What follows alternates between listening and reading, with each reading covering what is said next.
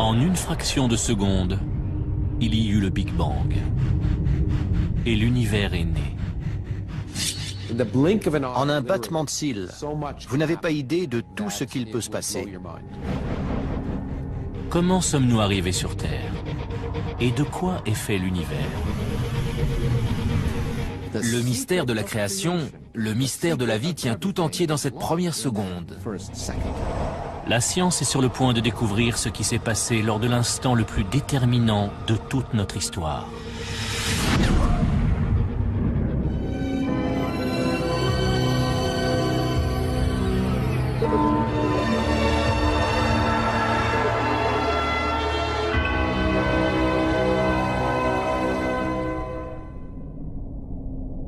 Au commencement, il n'y a rien. Pas de matière, pas d'énergie, ni même de vide, car l'espace n'existe pas. Le temps ne s'écoule pas, car il n'existe pas non plus. Soudain, venue de nulle part, surgit une boule de feu plus petite qu'un atome. Elle est 10 billions de fois plus chaude que le centre du Soleil. C'est l'explosion de ce point, plusieurs millions de fois plus petit qu'une tête d'épingle, qui va engendrer l'univers.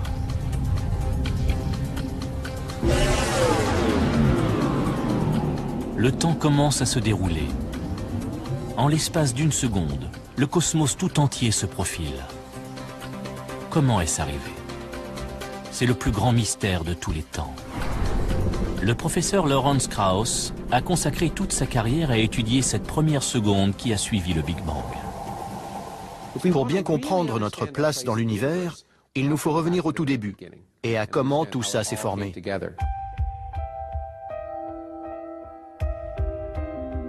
S'interroger sur l'origine de l'univers est une préoccupation relativement nouvelle.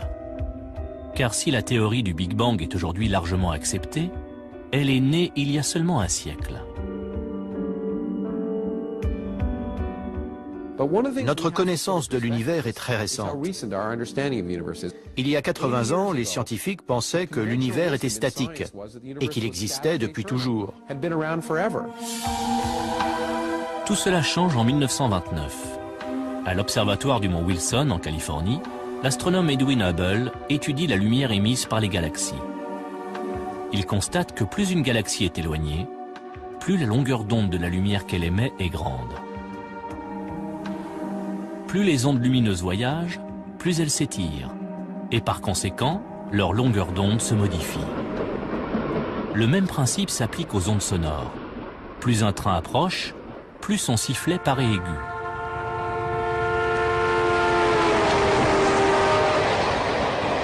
Plus il s'éloigne, plus il devient grave. Plus le train est loin, plus la distance parcourue par les ondes sonores pour atteindre notre oreille augmente. Les ondes sonores s'étirent, ce qui donne un son plus grave. Quand une galaxie s'éloigne de nous, ces ondes lumineuses s'étirent, devenant plus longues et plus rouges. On parle alors d'un décalage spectral vers le rouge. Si on regarde le spectre visible, il y a le rouge à une extrémité et le bleu à l'autre. La radiation rouge a une grande longueur d'onde, tandis que la radiation bleue a une longueur d'onde courte. Et quand on observe l'univers, on voit les radiations des galaxies lointaines s'étirer et leur lumière devenir rouge. Et plus on regarde loin, plus c'est rouge.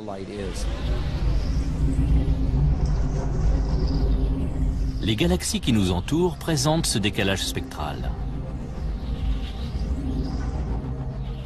Si on regarde un peu partout les galaxies lointaines, elles s'éloignent toutes de nous. Presque toutes les galaxies s'éloignent à la vitesse d'1,6 million de kilomètres à l'heure. Or, si ces galaxies s'éloignent les unes des autres, il y a forcément eu un moment où elles étaient regroupées. L'univers se dilate à partir d'un point unique. C'est la première preuve que l'univers a eu un commencement. Les découvertes d'Edwin Hubble vont donner naissance à un concept révolutionnaire, la théorie du Big Bang. Les scientifiques pensent qu'au cours de la première seconde qui a suivi le Big Bang, les éléments de base de toutes les étoiles ont été créés. Pour prouver cette théorie, il faut mesurer le temps différemment. On parle de fractions de temps, plus petites que dans n'importe quel autre domaine.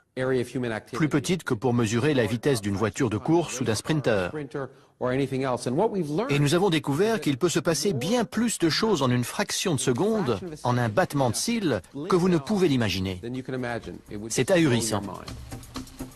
Les heures, les minutes et les secondes sont les unités de temps qui règlent notre vie moderne. Mais les événements qui ont suivi le Big Bang se sont déroulés sur des durées bien plus courtes qu'une seconde. Pour analyser ce qui s'est passé, les scientifiques ont instauré une nouvelle unité, le temps de Planck. Un temps de Planck est égal à 10 puissance moins 43 secondes, c'est-à-dire un 0 suivi d'une virgule, puis 42 zéros et le chiffre 1. Difficile à appréhender. Pourtant, dans ce premier temps de Planck, il va se passer quelque chose qui va déterminer les 13,7 milliards d'années suivantes. De cette boule de feu vont naître les 4 forces fondamentales de la nature, celles qui sont à la base de tout ce qui nous entoure.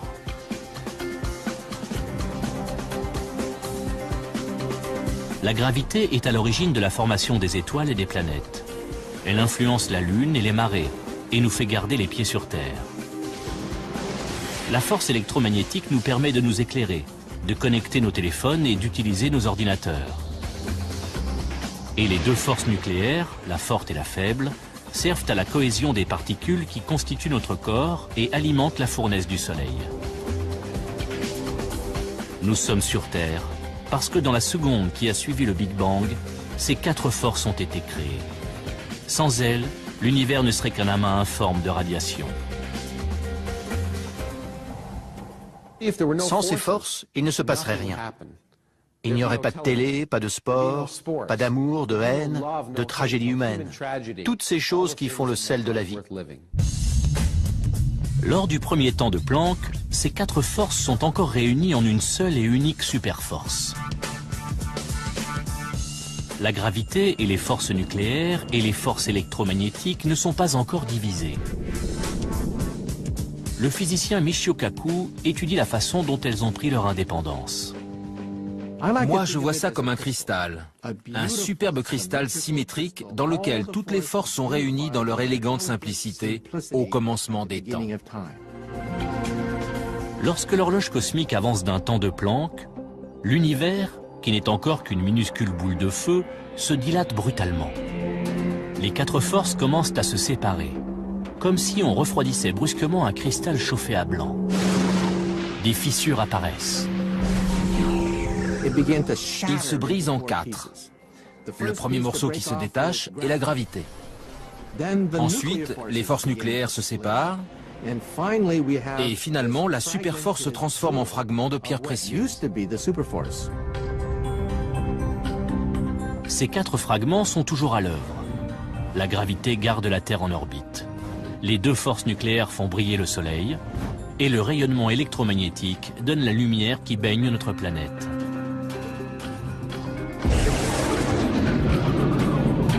Notre voyage n'a débuté que depuis une fraction de seconde. Et déjà, les fondations de notre monde sont posées. L'univers n'est encore qu'une boule de feu, plus petite qu'un atome. Et sa température est de l'ordre de 1000 billions de degrés. Pour percer le mystère de l'expansion de l'univers, les scientifiques utilisent des télescopes si puissants qu'ils peuvent voir le passé. Lorsque l'astrophysicien David Spergel regarde le ciel, c'est l'histoire qu'il voit défiler. Quand on observe l'espace, on regarde dans le passé. La lumière voyage à une vitesse déterminée. Par exemple, la lumière du Soleil met environ 8 minutes pour nous parvenir. Nous voyons le Soleil non pas comme il est, mais comme il était il y a 8 minutes. Quand on regarde les étoiles, la nuit, elles sont peut-être à 10 ou 20 années-lumière. Nous les voyons comme elles étaient il y a 10 ou 20 ans. Plus on regarde loin dans l'espace, plus on se rapproche du Big Bang. La lumière des étoiles lointaines met des milliards d'années à nous parvenir. Elle s'étire tellement durant son voyage qu'elle se transforme en onde radio. Il faut des radiotélescopes pour les percevoir. C'est l'antenne Cornet de Holmdel, dans le New Jersey, qui a permis d'en savoir davantage sur le Big Bang.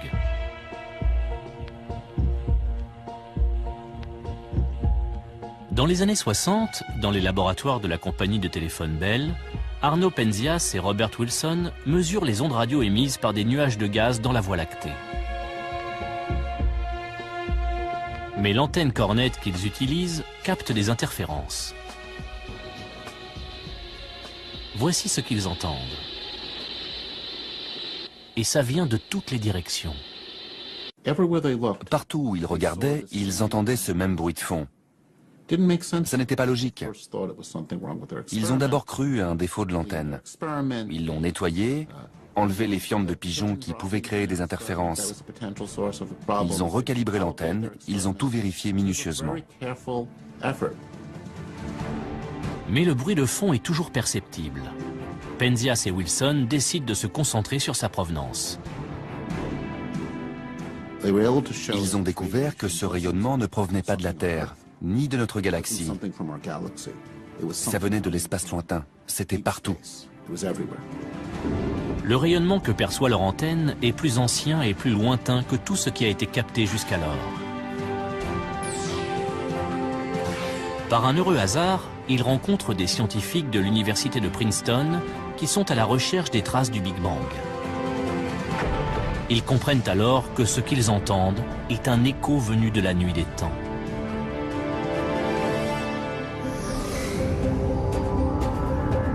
Le Big Bang a été si violent et si chaud que des reliquats de cette chaleur sont toujours présents. Au commencement, la chaleur prend la forme d'un rayonnement X très chaud. Ce rayonnement s'étire, se refroidit et se transforme en lumière visible, passant du bleu au rouge. Puis il se transforme en micro-ondes et enfin en ondes radio. Ce faible rayonnement touche la Terre en permanence. C'est ce qu'on appelle le fond diffus cosmologique.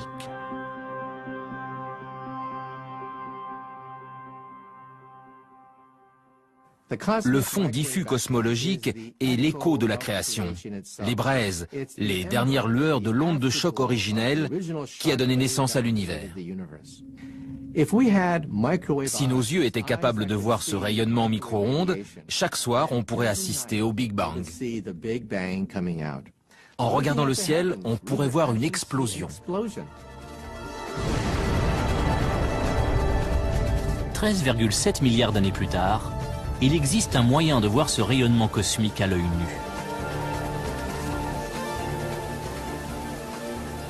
nu.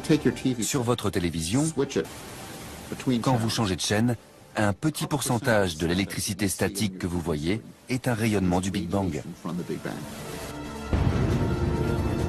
Ce rayonnement cosmique est une porte ouverte sur le Big Bang. Il est également la preuve que l'univers est entré dans une nouvelle ère.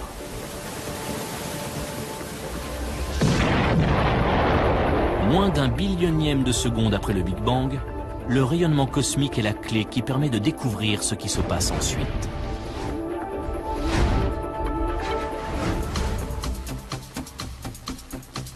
L'aiguille de notre horloge cosmique fait quelques petits bonds en avant et la boule de feu se métamorphose. L'univers, qui était plusieurs milliards de fois plus petit qu'un atome, atteint soudain la taille d'une balle de baseball. C'est le plus fort taux d'expansion qu'il connaîtra en 13,7 milliards d'années. Les scientifiques appellent cette étape l'inflation. Et on en trouve la trace dans le rayonnement cosmique fossile du Big Bang. Tout comme la neige qui brouille votre écran, ce rayonnement cosmique semble constant et régulier. Il représente une véritable énigme pour les scientifiques. Quand on mesure le fond diffus cosmologique dans cette direction, sa température est identique à celle dans cette direction. C'est la même partout. Seule explication possible, l'univers se dilate à une vitesse incommensurablement plus grande que celle de la lumière. Lors de la phase d'inflation, l'univers enfle de manière symétrique, comme un ballon de baudruche, poussé par une énergie colossale. Imaginez que j'appuie sur un ressort. Je le comprime au maximum.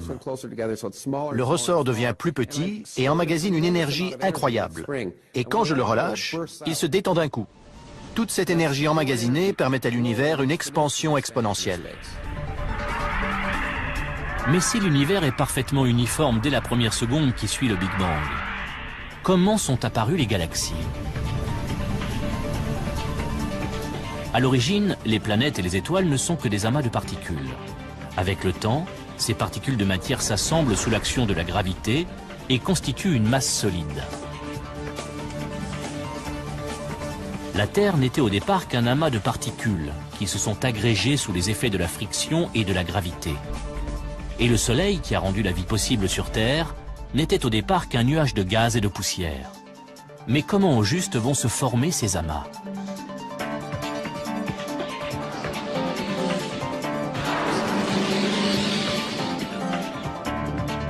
Pour tenter de comprendre la formation des étoiles et des planètes, les scientifiques de la NASA, comme David Spergel, ont développé la sonde WMAP, un satellite chargé de mesurer précisément les fluctuations de température du rayonnement cosmologique.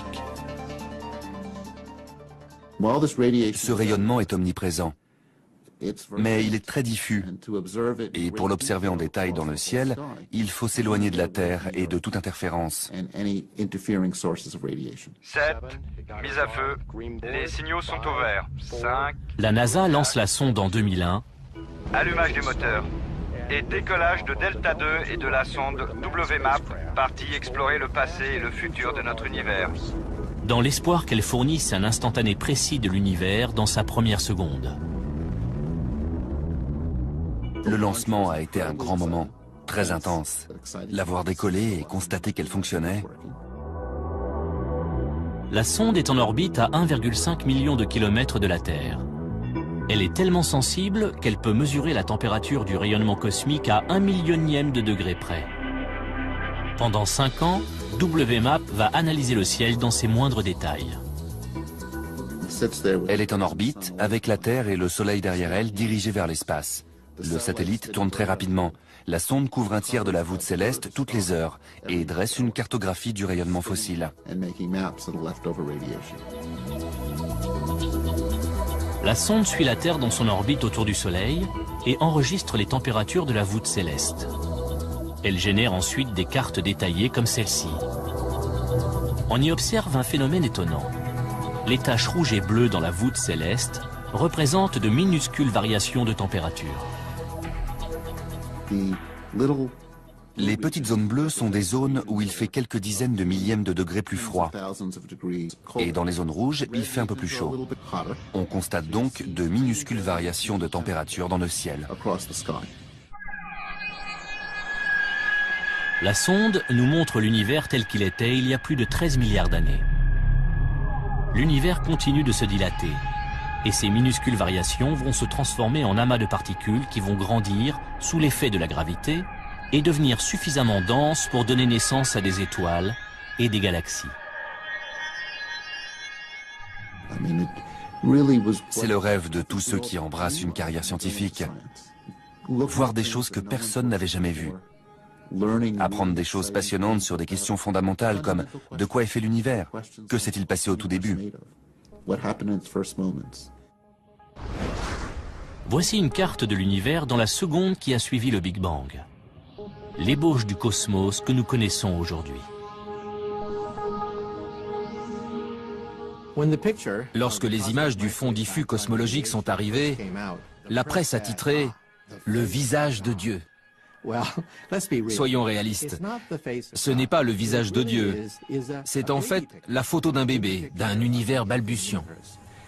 Et donc la découverte du fond diffus cosmologique est vraiment l'une des découvertes scientifiques les plus importantes de tous les temps.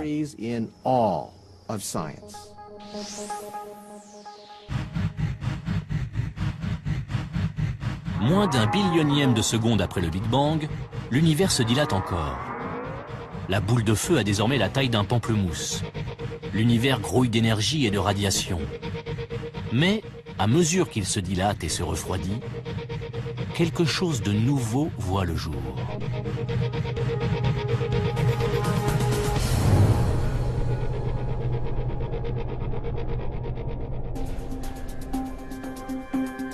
À peine une fraction de seconde après le Big Bang, le destin du cosmos semble déjà tout tracé. Le Soleil brûle grâce à des forces apparues il y a 13,7 milliards d'années. Les étoiles et les planètes se sont formées grâce à l'expansion rapide de l'univers. La science peut relier tout ce que nous connaissons aujourd'hui à la première seconde de la création. Les humains, eux, sont apparus grâce à ce qui s'est passé durant le temps de Planck suivant. L'univers est rempli d'éléments de base qui vont former la matière. Pour l'instant, à l'échelle de notre horloge cosmique, l'univers n'est encore qu'une boule d'énergie. Comment cette énergie pure s'est-elle transformée en matière? Tout ce qui nous entoure est fait de matière. La chaise sur laquelle vous êtes assis, l'air que vous respirez, la planète tout entière, et la matière est constituée d'atomes. Dans la seconde qui s'écoule après le Big Bang, les ingrédients des atomes sont créés. Mais comment est apparue la matière? La question est longtemps restée sans réponse, jusqu'en 1905, année où Albert Einstein formule sa fameuse équation E égale mc2.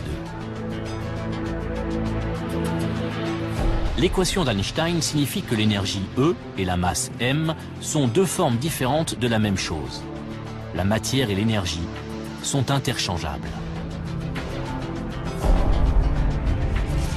Cette équation a par la suite été utilisée pour créer l'arme la plus dévastatrice de l'histoire, la bombe atomique. Celle-ci nous a donné un indice sur ce qui s'est passé lors de cette première seconde. Lors d'une explosion atomique, des particules de matière éclatent et libèrent une énergie phénoménale. Lors du Big Bang, c'est exactement l'inverse qui se produit. Une quantité énorme d'énergie se transforme en matière. Grâce à l'équation d'Einstein, on peut donc tirer la conclusion suivante. À mesure que l'univers se dilate et se refroidit, l'énergie pure du Big Bang se transforme en particules de matière. Matière dont nous sommes constitués. Notre odyssée n'a commencé que depuis quelques fractions de secondes. Les premières particules de matière apparaissent. L'univers est 1 million de fois plus brûlant que le centre du Soleil. Encore bien trop chaud pour que ces particules fusionnent. Les scientifiques se retrouvent aujourd'hui face à une énigme. À quoi ressemblait ce premier état de la matière? Et comment s'est-elle transformée en protons et neutrons qui forment tous les atomes de l'univers? Ça ne pouvait pas être des atomes.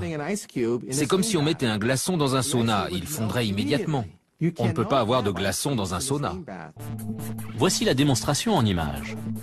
Lorsque l'eau est suffisamment refroidie, elle devient solide. Chauffée, elle se transforme en liquide. Et si on chauffe cette eau, elle se change en gaz, en vapeur d'eau. Si on surchauffe un gaz, l'énergie dégagée fait éclater les atomes. Dans la première seconde, l'univers est tellement chaud que seuls les éléments de base des atomes peuvent y survivre. Si vous traversiez les premières secondes de l'univers, vous seriez désintégré. Vous seriez réduit en miettes et même les débris, les noyaux atomiques de votre corps se diviseraient en particules subatomiques. Il ne resterait rien de votre corps.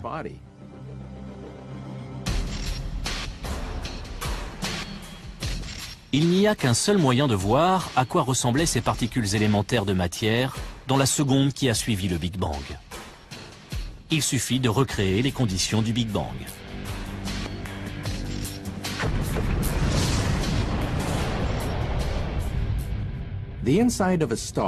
La température au cœur d'une étoile se mesure en dizaines de millions de degrés. Mais le Big Bang se mesure en billions de degrés. Donc, le seul moyen de simuler l'instant de la naissance de l'univers, c'est avec un accélérateur de particules. En faisant entrer des protons en collision, on peut atteindre des températures qu'on n'a pas connues depuis la naissance de l'univers. L'accélérateur de particules est donc le seul gadget qui permette de simuler la genèse.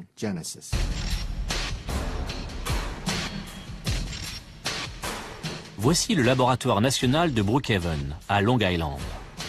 C'est là que se trouve le collisionneur d'ions lourds relativistes, ou RIC, un anneau de 3,8 km destiné à accélérer pratiquement à la vitesse de la lumière des noyaux lourds de cuivre ou d'or. Dans un accélérateur de particules, on fait entrer en collision des particules subatomiques, ce qui provoque une gigantesque pluie de débris. Et justement, nous voulons comprendre ce qui se passe à l'intérieur de cette collision. La collision dégage une énergie colossale. À moindre échelle, elle reproduit la naissance de l'univers dans la première seconde. Comment? En arrachant aux noyaux atomiques les protons et les neutrons dont ils sont constitués. Cette énergie est même suffisante pour faire exploser les neutrons et les protons. Cela libère les constituants élémentaires de la matière, de minuscules particules appelées quarks.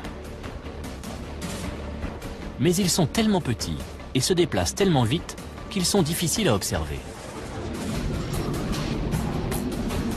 Si les scientifiques arrivent à comprendre comment se comportent les quarks, ils résoudront le mystère de la matière.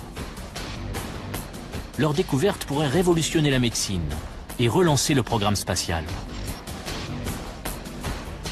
Le projet RIC est initié en l'an 2000. La collision de noyaux provoquant une explosion désordonnée de particules, les experts savent qu'il faudra attendre 5 ans avant que le RIC ne donne ses premiers résultats. Quand en 2005 les premières données tombent, c'est l'étonnement général. On s'attendait à découvrir un gaz en faisant entrer en collision des atomes d'or. Et on a été très surpris de découvrir qu'il ne s'agissait pas du tout d'un gaz. Ça ressemblait plus à un liquide. On a été vraiment surpris. Maintenant, si on veut envisager la naissance de l'univers, il va falloir oublier cette idée d'un gaz de particules subatomiques. Aujourd'hui, on sait que c'est plus comme un liquide, comme une soupe. Lorsque la matière apparaît pour la première fois dans l'univers, les quarks sont tellement denses et chargés d'énergie que l'univers entier ressemble à un liquide. L'univers est passé d'une boule de feu à une soupe de quarks en un clin d'œil. Un liquide chaud, dense et mouvementé. Il grouille de minuscules particules en constante interaction. Tandis que notre horloge cosmique affiche le millionième de seconde, l'univers continue de se dilater et de se refroidir. Il passe de la taille d'un pamplemousse à celle de notre système solaire. L'énergie pure s'est transformée en matière. Or, on sait que sans la matière, nous ne serions pas là. C'est d'ailleurs ce qui a bien failli nous arriver, car au cours de cette première seconde, une menace plane sur la matière. Une guerre terrible se prépare. Une fraction de seconde après le Big Bang, l'univers est une gigantesque soupe de particules. Mais ces minuscules particules de matière vont devoir se battre pour survivre.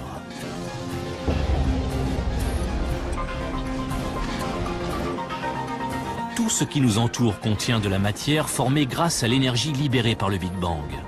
Chaque molécule, chaque atome, chaque quark. Comment en sommes-nous arrivés à un univers constitué d'autant de matière? Voilà l'une des plus grandes questions de la science. Là encore, l'accélérateur de particules peut nous donner la réponse. Lorsque l'on recrée la première seconde du Big Bang, 2 types de matière voient le jour à part égale. La première est la matière qui nous entoure, l'autre est son opposé, l'antimatière.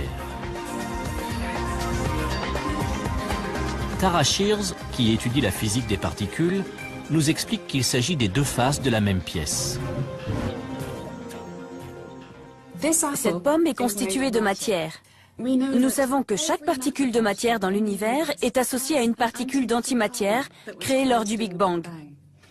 L'antimatière est presque identique à la matière, mais pas tout à fait. En fait, on dirait le reflet de la matière. Donc une antipomme ressemble à ça. Si l'univers était constitué d'antimatière, il ressemblerait à l'univers que nous connaissons. Vous et moi serions faits d'antimatière. Des anti-amoureux seraient assis dans des anti-voitures à regarder une anti-lune et à échanger des anti-baisers. Ce serait pareil en gros. Mais la matière et l'antimatière sont des ennemis jurés. Elles ne peuvent pas cohabiter. Lorsqu'une particule de matière rencontre une particule d'antimatière du même type, elles s'annulent. Elles explosent ensemble, elles se détruisent l'une l'autre. Toute l'énergie qu'elles libèrent provoque une gigantesque explosion d'une puissance incroyable. Quelques fractions de secondes après le Big Bang, l'avenir de l'univers est déjà en danger. La matière et l'antimatière se livrent un combat sans merci. L'univers est à peine né qu'il risque déjà de s'éteindre. Lorsque la matière entre en collision avec l'antimatière, le résultat est explosif. Une boule de matière de la taille d'une pomme qui entrerait en collision avec son équivalent en antimatière libérerait autant d'énergie qu'une bombe nucléaire de 10 mégatonnes.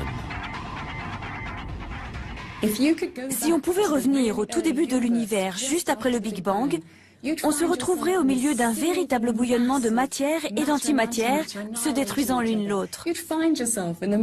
On serait en plein cœur d'une bataille cosmique entre les deux camps. Toutes les particules se trouvant dans un état liquide super dense, la matière et l'antimatière entrent rapidement en collision et se détruisent mutuellement. Puisqu'elles sont en nombre égal et que toute particule de matière rencontrant une particule d'antimatière est détruite, toute la matière devrait logiquement disparaître aussitôt qu'elle est créée. Toute la matière aurait rencontré l'antimatière et elle se serait annihilée en produisant un rayonnement pur. Et j'allais dire, on vivrait dans un univers de rayonnement pur. Mais on ne pourrait pas y vivre puisqu'on ne serait pas là. Il n'y aurait qu'un rayonnement. L'univers est pourtant rempli de matière. Comment a-t-elle vaincu l'antimatière? C'est l'un des plus grands mystères de la science. D'après une théorie, l'antimatière serait moins stable et se désintégrerait plus rapidement, créant un léger déséquilibre entre matière et antimatière, ce qui expliquerait la victoire de la matière. Quoi qu'il en soit, il s'est passé quelque chose juste après le Big Bang qui a fait pencher la balance en faveur de la matière. La bataille a cessé à ce moment-là. Et il ne restait plus qu'une toute petite quantité de matière, et c'est cette petite quantité de matière qui constitue l'univers dans lequel nous vivons aujourd'hui. Ce qui veut dire que nous sommes les débris de cette guerre, le résidu, ce qui reste quand tout est fini.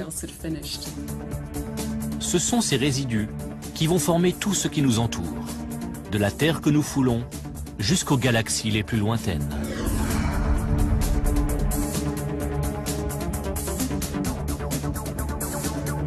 Lorsque notre horloge cosmique arrive à la fin de la première seconde, la superforce originelle s'est séparée en 4 forces distinctes.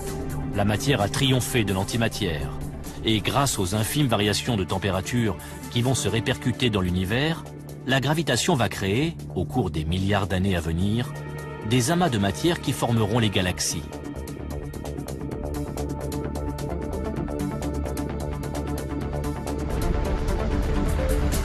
Mais un mystère reste à éclaircir, et pas des moindres. Nous savons comment les constituants de la matière se sont formés, mais nous ignorons ce qui donne sa substance à tout ce qui nous entoure. Nous avons progressé, mais il manque une pièce du puzzle. Qu'est-ce qui confère à chaque chose sa masse dans l'univers? La masse d'un corps est ce qui le rend difficile à déplacer ou arrêter. Lorsque nous sommes attirés vers le sol, c'est la gravité qui agit sur notre masse. Sur la Lune, la gravité est moins importante et les astronautes s'y déplacent plus lentement. Mais leur masse reste la même que sur Terre. Même un objet qui ne pèse rien a une masse. Lors de cette première seconde, quelque chose a conféré une masse aux particules. Mais les scientifiques ignorent encore quoi. Il y a un trou, une pièce manquante, la pièce centrale de ce puzzle. Que s'est-il passé au cours de cette première seconde? Si on le découvre, on pourra connaître les pensées de Dieu, comme disait Albert Einstein. La masse est le cœur même de la vie. Sans la masse, l'univers serait constitué uniquement de rayonnement. Et rien ne pourrait s'agréger pour former des objets, comme vous et moi, ou toutes ces choses qui rendent l'univers si intéressant. Ce serait un univers diffus, plein de rayonnement, mais sans aucun intérêt. Si on découvre comment la masse s'est développée aux premiers instants de l'univers, on aura percé le secret de la vie. Si les scientifiques ne parviennent pas à découvrir d'où vient la masse des particules, cette première seconde restera une énigme.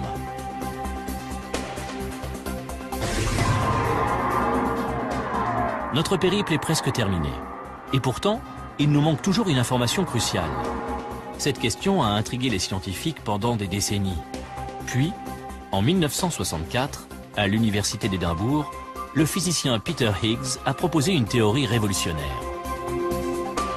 Selon Higgs, un champ de force invisible aurait balayé l'univers dans ses premiers instants, conférant une masse aux particules. C'est ce qu'on appelle le champ de Higgs. Lorsque les particules entrent en contact avec ce champ, elles acquièrent une masse.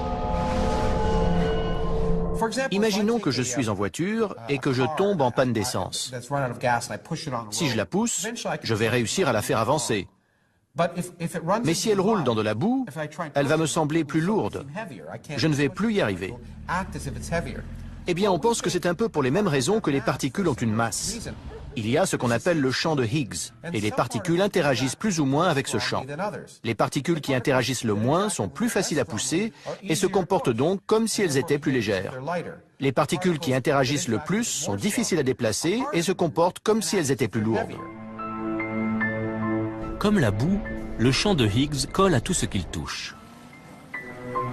Lorsque des particules pénètrent dans le champ, elles acquièrent une masse. Plus elles interagissent avec le champ, plus leur masse est importante. Les scientifiques pensent que le champ de Higgs a pour vecteur une particule spéciale. La presse l'a baptisée la particule de Dieu. Les scientifiques l'appellent le boson de Higgs. L'identification de cette particule pourrait nous aider à comprendre le mystère de la création. La théorie tient la route, mais aucun accélérateur de particules n'a jamais été assez puissant pour trouver le boson de Higgs. Jusqu'à aujourd'hui.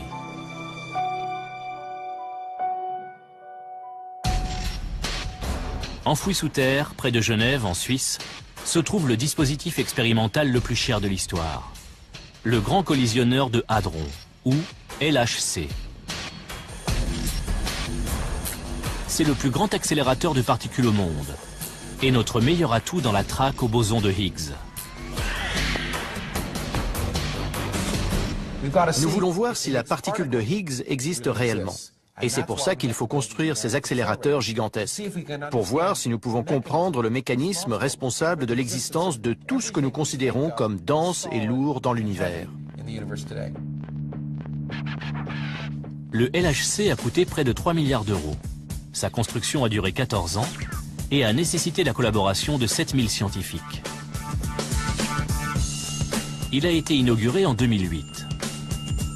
À une moindre échelle, il recréera les conditions qu'a connues l'univers il y a 13,7 milliards d'années. Une explosion tellement puissante qu'elle fera écho au Big Bang lui-même.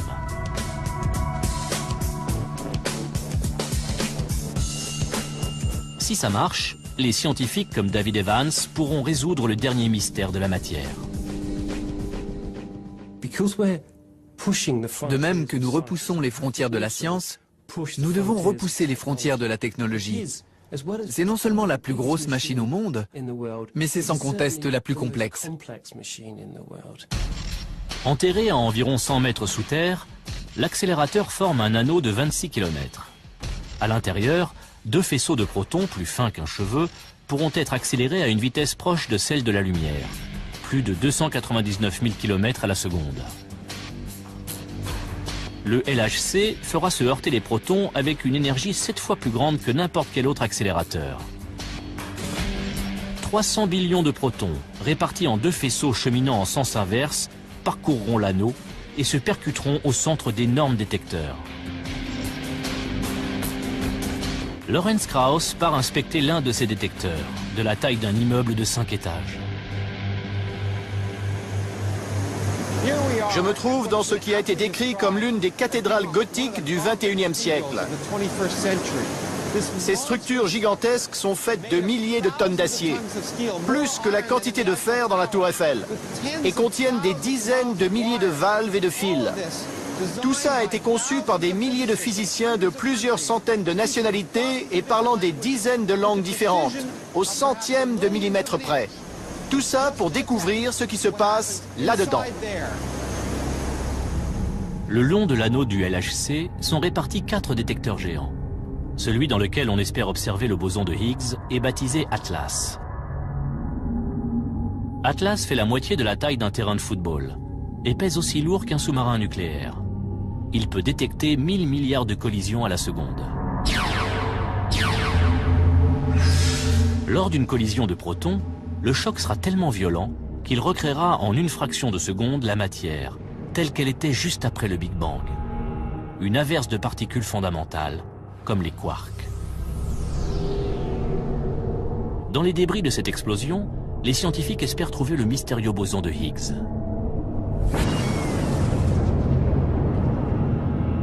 Mais vouloir dénicher une particule dans cette boule de feu revient à chercher une aiguille dans une meule de foin.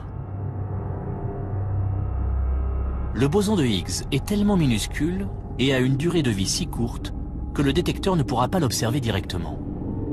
Mais les scientifiques espèrent détecter la trace qu'il laissera derrière lui grâce aux caméras les plus sophistiquées du monde. Dans le sillage d'un avion, on voit un gigantesque panache de fumée. Mais où est l'avion? On ne le voit jamais. Il est trop petit. C'est le même principe pour les détecteurs. Les détecteurs ne peuvent pas voir la particule, mais ils peuvent détecter la trace laissée par la particule subatomique. Et en étudiant cette trace, nous pouvons déterminer de quel genre de particule il s'agit et sa vitesse.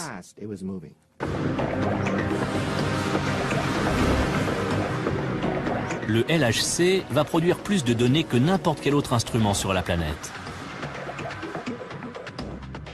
En une seule seconde, la quantité de données qui sera générée par les collisions et recueillie par les détecteurs sera plus grande que la quantité d'informations contenues dans toutes les bibliothèques du monde entier.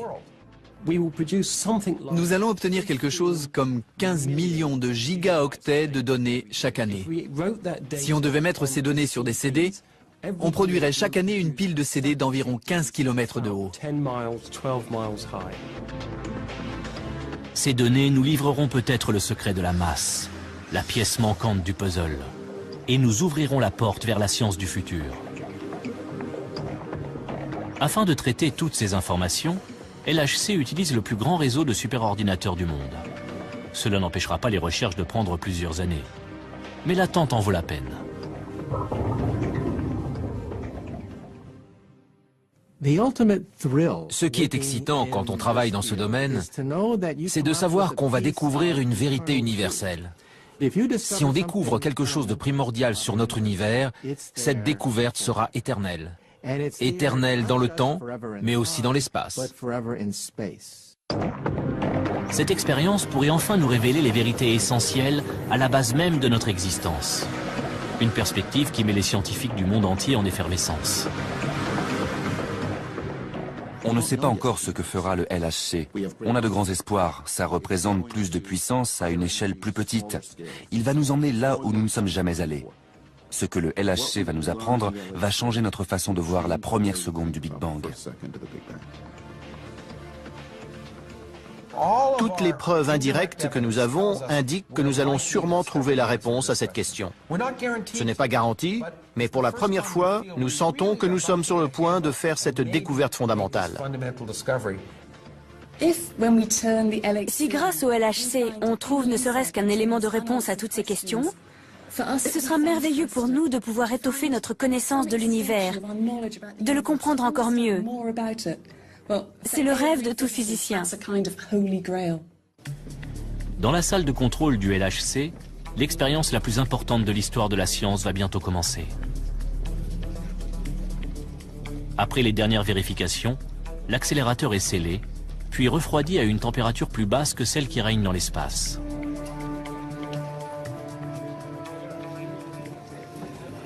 Le LHC a été conçu, il a été construit, et aujourd'hui nous faisons les derniers tests avant de le mettre en route.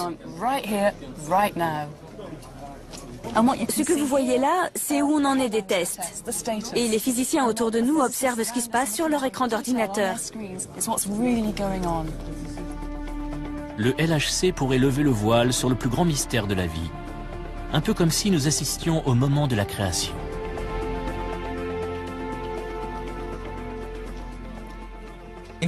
Si on observe le boson de Higgs, ce sera une découverte remarquable, car nous pourrons enfin répondre à cette question fondamentale: pourquoi sommes-nous là et pourquoi les particules ont-elles une masse?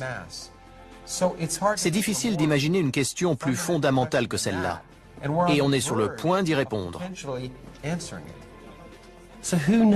Qui sait ce qui va se passer dans les 100 ou 150 ans à venir?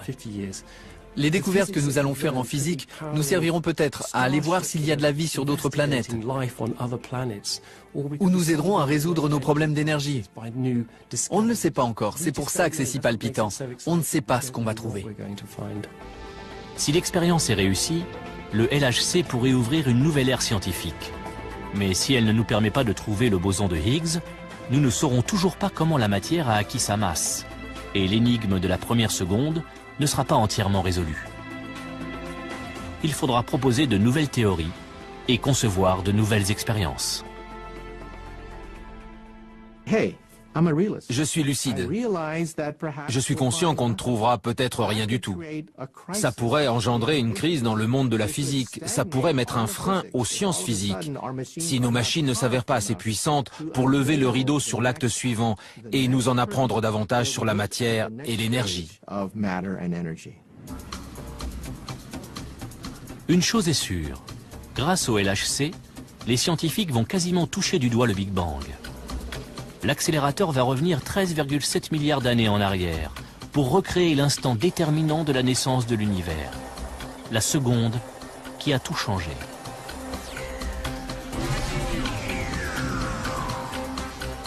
L'aiguille de notre horloge cosmique avance d'un temps de Planck supplémentaire.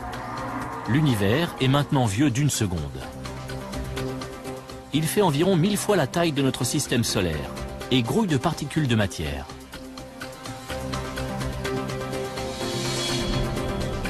Il s'est suffisamment refroidi pour que les quarks s'assemblent 3 par 3 et forment des protons et des neutrons. Dans la grande saga de l'univers, le premier chapitre de notre histoire vient de s'ouvrir.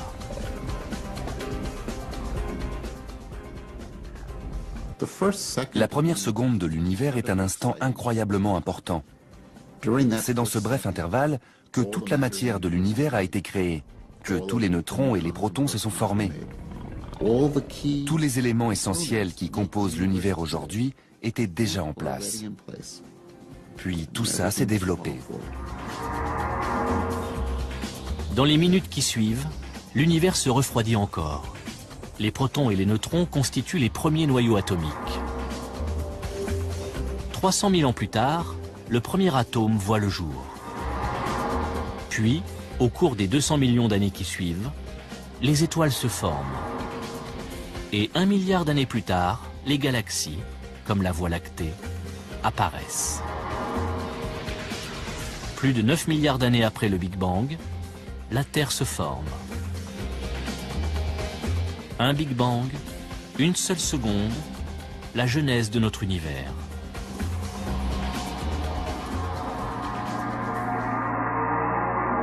À la fin de cette première seconde, toute l'histoire cosmique est écrite, y compris l'avenir de l'univers.